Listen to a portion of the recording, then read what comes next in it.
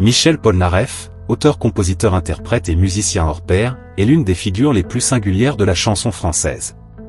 Avec son style extravagant, son génie musical et ses textes souvent audacieux, il a marqué plusieurs générations, s'imposant comme un artiste visionnaire. Ses lunettes blanches iconiques, son sens de la provocation et ses mélodies inoubliables ont fait de lui une légende vivante. Voici l'histoire fascinante de cet artiste hors norme. Michel Polnareff naît le 3 juillet 1944 à Nérac, en Lot-et-Garonne, dans une famille baignée par la musique. Son père, Leib Polnareff, est un musicien et compositeur russe d'origine juive, tandis que sa mère, Simone Lann, est une danseuse classique.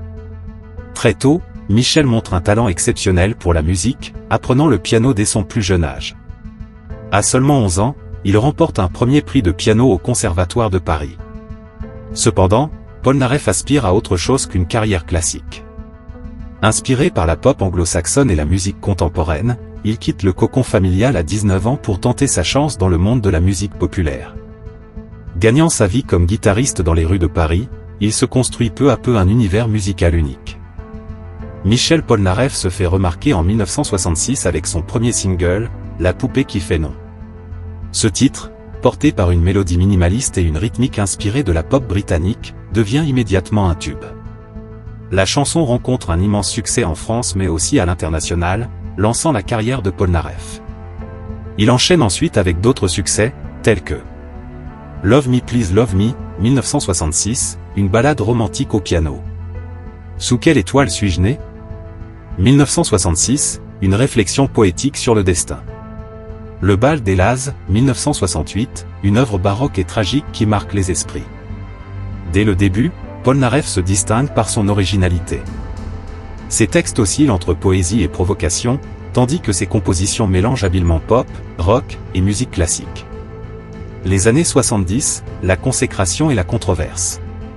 Les années 70 marquent l'apogée de la carrière de Michel Polnareff. En 1971, il sort l'album Polnareff S, considéré comme l'un des chefs-d'œuvre de la chanson française.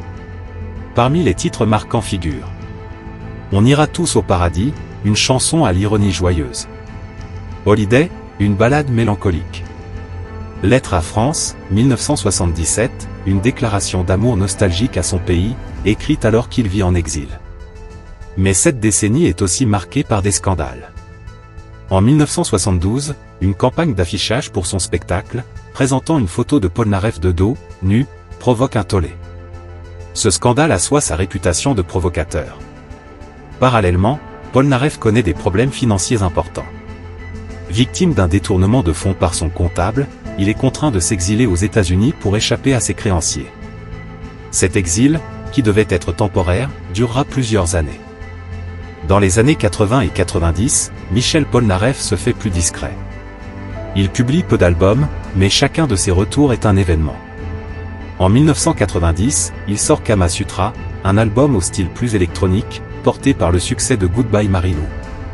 Sa musique continue de séduire un public fidèle, bien que ses apparitions publiques soient rares.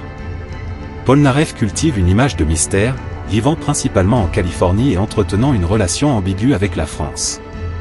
Ce n'est qu'en 2007 qu'il fait un retour spectaculaire sur scène, remplissant le palais omnisport de Paris-Bercy pour une série de concerts qui affiche complet.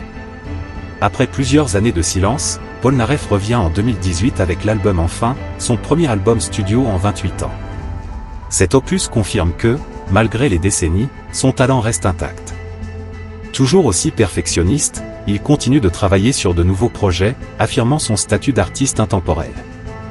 Avec son style inimitable et son audace artistique, Michel Polnareff est devenu une figure incontournable de la musique.